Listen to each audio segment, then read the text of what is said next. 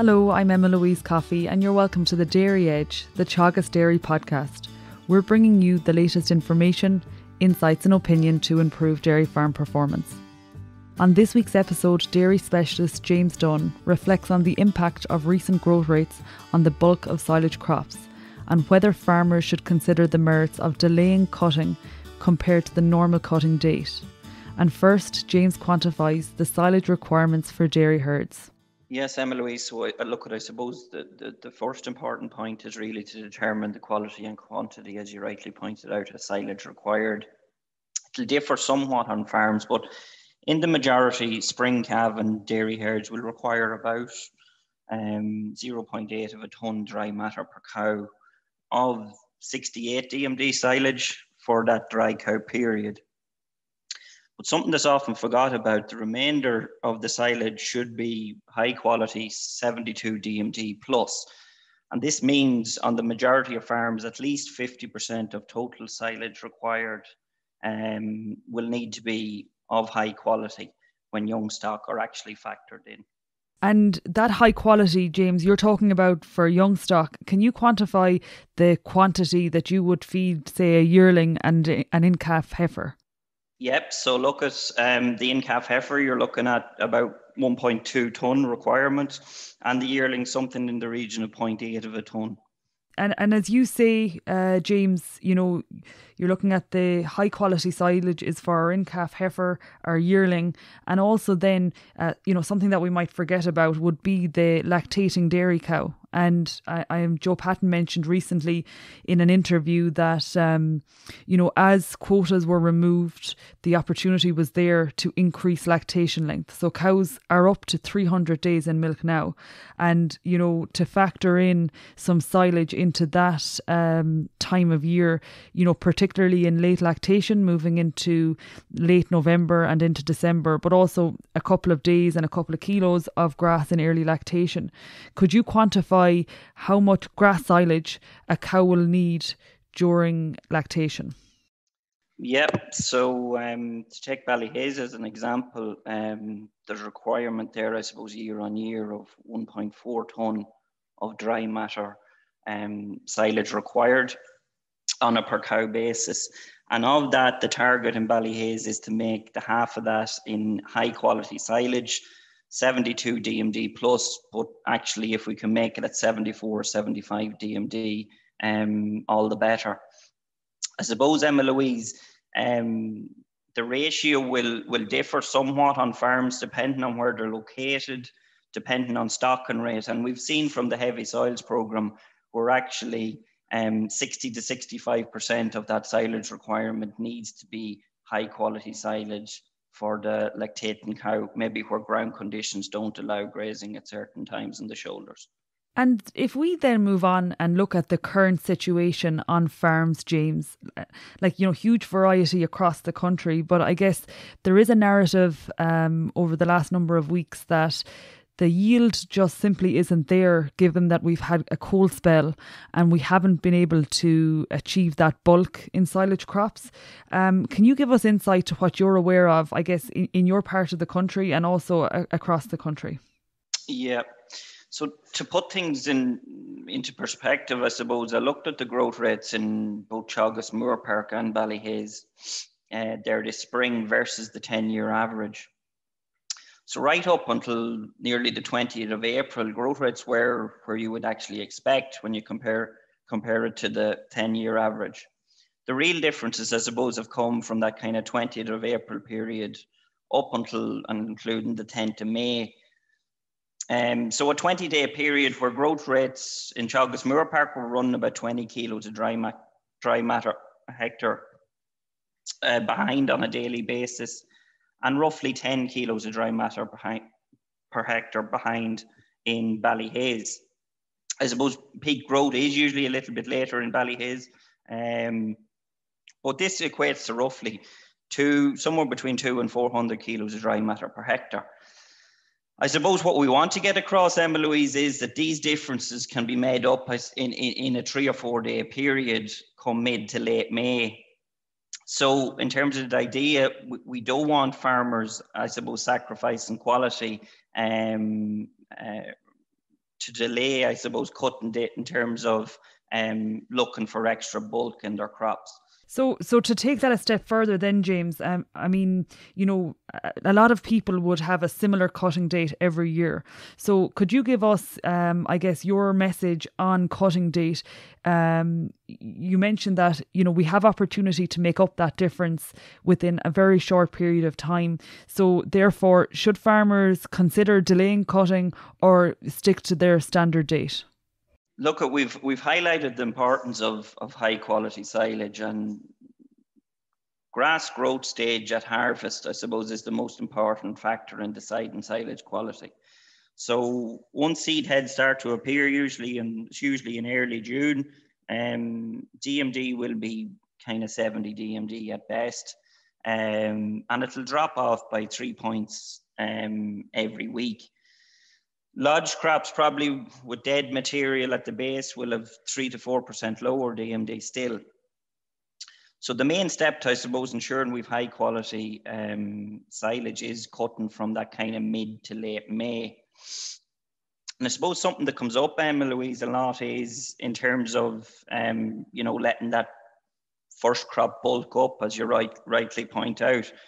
But actually using kind of this one big first cut approach actually makes silage, it increases the chance of fodder shortages in the fact that second cut yields are usually reduced and annual grass production is reduced by pushing this first cut into mid-June. So what we're really doing is we're hitting on silage quality, but we're also, I suppose, robbing that gain from our second cut crops. So there's no additional benefit to leaving our first cutting date into early or mid-June. We will come back to that, James, because I think the second cut is important and we might discuss that further. But as you say, if you delay your first cut to a later date than normal, you are going to achieve a greater bulk, but it is potentially at the risk of overall silage production for the year, and you're also going to have a knock-on effect in a negative way on quality. But if we take a step forward, in early June, we'll have the pit in the yard. We have a fair idea of the quantity of silage in the yard at that point. What can farmers do then, I suppose, to quantify what they have there and what is the balance that they require for the coming winter? Absolutely, Emma-Louise. And look, we have to acknowledge that some farmers have had to graze ground that has been closed up for silage. But when we speak to, I've spoken recently to a number of farmers who would historically cut in early May, yields are back something in the region to 7 or 8%. So once first cut crops have been harvested, I think the most important point to do there is to work out a simple feed budget in terms of requirement for the farm. And if there is deficits identified, that farmer works in conjunction with their advisor in terms of putting a plan in place, Emma-Louise. Let that be for second cut crops and possibly even a third cut crop in terms of the plans required to ensure that deficits are closed throughout the remainder of the yearly period. And I guess the fodder budget is something that farmers can do every year. And, the routine of it makes, I suppose, gives farmers confidence that they have enough feed in the yard. Something probably that farmers should also keep in mind, a comment I've heard regularly this year was, given that the spring was difficult and there was more wet days than farmers might necessarily be used to in February and into early March, there is less reserve in the yard from this spring compared with some other years. So there might be a little bit of the reserve needs to be filled again. If we move on then, James, to, I guess, on the day or on the week that you're going to cut your silage, can you give us some tips or guidelines into the decision making around cutting day, time, the quality of the crop? What are we to look for here? Absolutely. And I think coming back to your point, Emma-Louise, on the feed budget, the most important point about that is completing it early in the year so steps can be taken. So we'd urge farmers to complete a fodder budget early in the year so that the appropriate steps can be taken. In terms, I suppose, in terms of what farmers should be looking out for to decide on cutting date, and something that comes up a lot, I suppose, and a common reason for delaying cutting date is the concern around nitrogen in the crop. And look, at a useful guide for fertilizer N is that grass uses something in the region of 2.5 kilos of N or 2 units a day. However, if weather conditions are suitable for cutting, really look at test the grass crop for sugars rather than sticking rigidly to that 2 unit rule, because the crop can be safely harvested sooner if cutting conditions are adequate. Look at Emma-Louise, in terms of testing for sugar content, Teagasc Advisory Services offers this service, but it's quite easily to complete at home using a refractometer. What we're looking to do is measure the percentage of sugar in the crop. If sugars are over 3%, then the crop will ensile readily. Between 2 and 3%, wilting will be beneficial, kind of a 24-hour wilt will be beneficial to increase the sugar content. And I suppose while below 2%, you're probably looking at the requirement of an additive and to ensure ensiling completes properly. And I guess, as you say, the Teagasc are available to help with those tests, but also it is something that can be done at home. Taking a step forward then, James, and, taking your advice and comments on board, for a farmer who will cut their silage, say, on the 25th of May, what are the next steps after cutting in terms of fertiliser applications ahead of second cut? And also then, what is the appropriate date for second cut if we take maybe the 10-year average on weather and, normal or near normal growth rates? Yep. So look at, I suppose, the advantage of that kind of cut in mid to late May is there's an opportunity to make that kind of cost-effective second cut in July. Ideally, we take the opportunity to capitalise, and the reason it's cost-effective is we're capitalising on that high growth rate period. And if we have the opportunity to cut our second cuts in July, we can look at the opportunity of possibly taking a third cut afterwards. Where we push cutting date out to mid-June, second cuts usually run later in the year, Emma-Louise.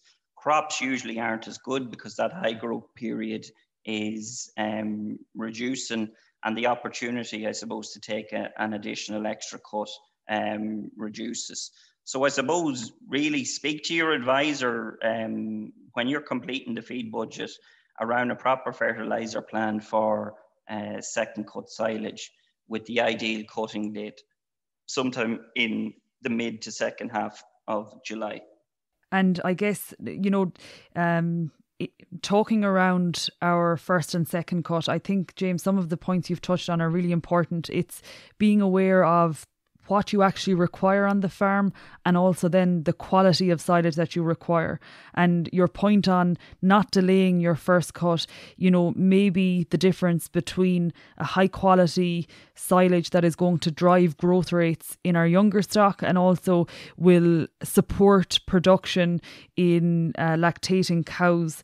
It might be the difference between, achieving that and, and not. I think a final point, within the silage is health and safety, and it's something that we often talk about, but sometimes it is forgotten too. And I think particularly with the big machines, it's very attractive for the younger generation of farmers. And also then with the silage pits, people are working from a height, so they are I guess areas that we need to be conscious of over the coming weeks and months during silage cutting. It's an exciting time of year, but make sure that nothing detrimental happens at the same time. Thank you, James. Thanks a million, Emma-Louise. That's it for this week's episode of the Dairy Edge podcast, and my thanks to James Dunne for joining me on this week's show. Don't forget to rate, review and subscribe to the podcast. You can listen on Apple and Google Podcasts as well as Spotify. And for more information, go to the Teagasc website at teagasc.ie. I'm Emma-Louise Coffey, and join me next time for your Dairy Edge.